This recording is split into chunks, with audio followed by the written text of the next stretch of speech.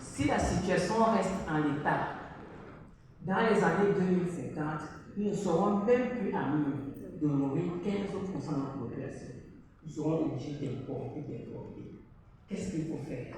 On dit qu'il y a un gap de 0,5% à peu près. Deux choses à faire. Soit on dit qu'on va ramener les taux de croissance démographique au niveau de du taux de croissance agricole actuel, c'est-à-dire passer de 2,7 et revenir à 2,2 à peu près.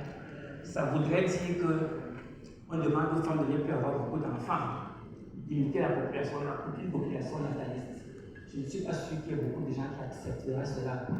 Et je pense que c'est pour du mal à mettre cela en pratique. Il serait difficile de contrôler ce qui se passe dans les chambres des gens. Qu'est-ce que le gouvernement camerounais propose? Une autre solution plutôt. Augmenter la productivité. Passer de ce 2,2% à revenir à 2,8%. Comment faire? Il y a un document de stratégie nationale du développement qui a été mis en place à l'horizon 2030. Et le premier des 4 piliers, si le gouvernement compte pour s'appuyer sur cette stratégie, c'est la transformation structurelle de l'économie nationale. On dit que l'objectif est de réduire considérablement la pauvreté en milieu rural à travers la hausse de la productivité par l'intensification des activités agroindustrielles et la modernisation des exploitations agricoles tirées par la demande des industries agroalimentaires. Ils ont établi, identifié 17 filières. Vous allez voir que parmi les 17 filières identifiées, il y a le café cacao. Qu'est-ce que ça veut dire concrètement?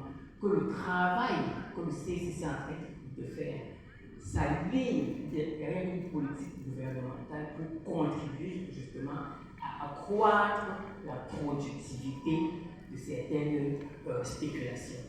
C'est donc pas un travail, isolé, c'est un accompagnement du gouvernement dans sa politique. Ceci dit, de quoi s'agit-il concrètement?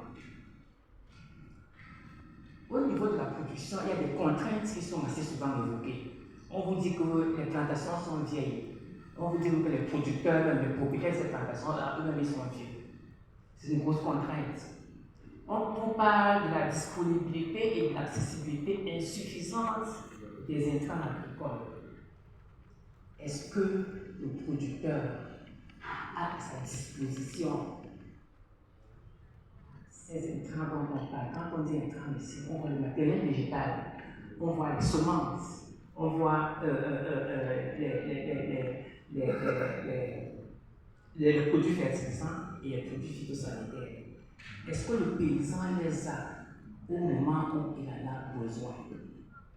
Il y a une sorte de suffisance à ce niveau. Et quand on parle de ce matériel, de ces intrants agricoles, c'est des intrants agricoles de qualité qui doivent pouvoir être mis à la disposition de ces producteurs-là. Enfin, on parle de pratiques agricoles inadéquates et tout. On vous dit les pratiques sont obsolètes, etc. C'est pour ça justement qu'il y a ces problèmes au niveau de l'agriculture, surtout cette subsistance. Maintenant, de plus en plus, on parle de nouvelles contraintes. Et ces nouvelles contraintes-là, justement, c'est des perturbations climatiques. On vous dit irrégularité des pluies, hausse des températures, etc. Je pense que les orateurs d'hier en ont suffisamment parlé. Et puis, avec suffisamment de on parle de la recrudescence des maladies. Le tuberculose, le CBD, la fameuse les ravageurs et les solides, et la chute anormale des fleurs. On a voulu insister sur anormal, parce que quand un arbre produit des fleurs, il est difficile qu'il les conserve tous. Il n'en aurait pas les moyens. Vous voyez, par exemple, il y a peut-être seulement 1% des fleurs qui sont conservées justement pour que ça fait qu'elles aient été produites. Et même ce pourcent-là ne peut pas être respecté en cause des problèmes que nous allons évoquer au cours de ces différents exposés. Les producteurs sont désemparés. Quand ils attendent les pluies, elles ne viennent pas. Quand ils les attendent pas, ils ne savent plus. Le ministère de la Recherche et le ministère de l'Agriculture ont grandement travaillé pour élaborer le calendrier agricole. Et on disait aux producteurs, à tel moment vous devez faire ci, à tel moment vous devez faire ça. Et pendant très longtemps, ils ont suivi cette calendrier. Mais maintenant, ils ne savent plus. Au moment où on leur demande d'appliquer les produits phytosanitaires sur les arbres, il n'y a même pas encore de produits, il n'y a même pas encore de fruits sur les arbres. Qu'est-ce qu'on va faire? Appliquer ou ne pas appliquer?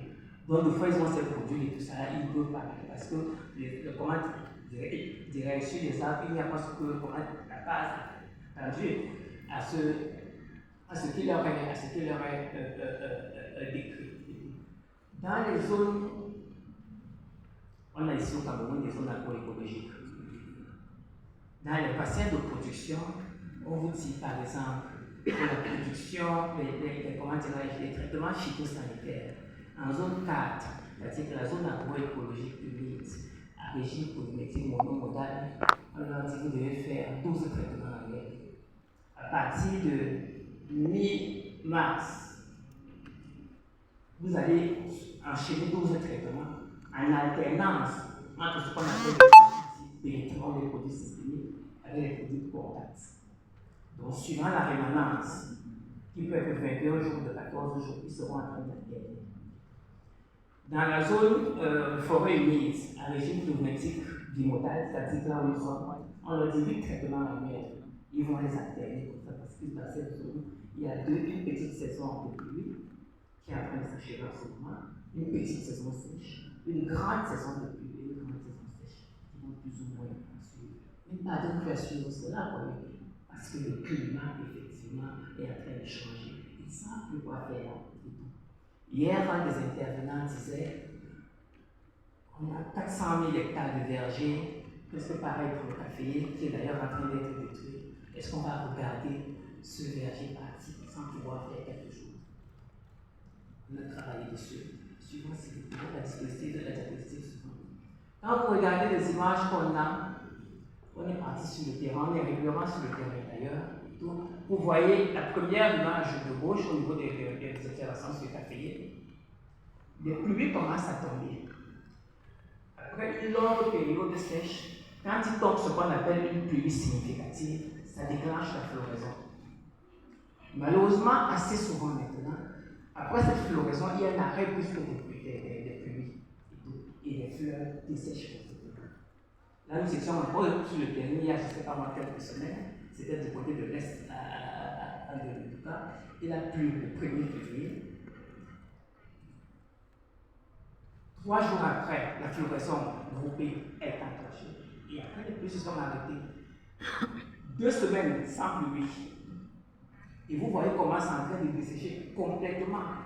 Et si ces pluies ne reviennent que tout ça, les parties où les fleurs ont produit, on ne va plus rien produire. Le producteur dit, mais comment je vais faire cette année si c'est mon champ sur lequel je compte ne produit pas? C'est pareil chez le cacaoyer. Les jeunes ont des plants qui leur viennent de pépinière, ils les mettent en place. Quelque temps après, il y a un dessèchement total de ces plants. Et l'année d'après, ils sont obligés de venir faire des remplacements. Imaginez-vous un peu ce que ça leur coûte. La photo d'en bas, à droite, c'est la photo d'un champ, comment dirais-je, complètement brûlé. Ce n'est pas un effet direct des changements climatiques. Mais le problème, c'est qu'après la chute des fleurs, les feuilles ont tellement séché que la moindre étincelle provoque justement cet incendie. Et ça vous ravage des superficies et des superficies entières. C'est vraiment un problème réel sur le terrain. Voilà le CCC qui vient voir la recherche et qui dit nos membres ont des problèmes. Ils savent plus quoi faire. Nous n'avons pas de solution. Est-ce que vous pouvez nous aider? Est-ce qu'on peut travailler ensemble pour pouvoir trouver une solution à ce problème crucial? C'est comme ça justement qu'on a créé un observatoire. On a appelé l'Observatoire de l'influence du changement climatique sur la productivité cacaoyère et caféière. Le but ici, dans un premier temps, était d'évaluer l'impact des changements climatiques sur la culture faite de spéculation par le biais d'un observatoire national en vue de développer des stratégies d'adaptation susceptibles d'accroître la production. Donc, il y a un accord qui a été signé entre le président du CCC et puis le directeur général de l'IRAD. Nous sommes là en août 2012. C'est comme ça que la culture commence. Tant que les protocoles se mettent en place, dès 2013 justement, on commence avec les activités du terrain. Donc ce dont nous sommes en train de vous parler, c'est une aventure depuis 2013. Mais les résultats que nous avons commencé à exploiter justement, c'est à partir de 2000, parce qu'il fallait former les observateurs sur le terrain, qui prennent la main, etc. Et on tenait vraiment à travailler avec les gens sur le terrain pour qu'ils s'approprient ce que nous sommes en train de faire. Donc du coup, maintenant dans les résultats, les données de 2013, on ne les a pas trop utilisées justement parce qu'il fallait mettre en place des dispositifs de collecte de données, etc.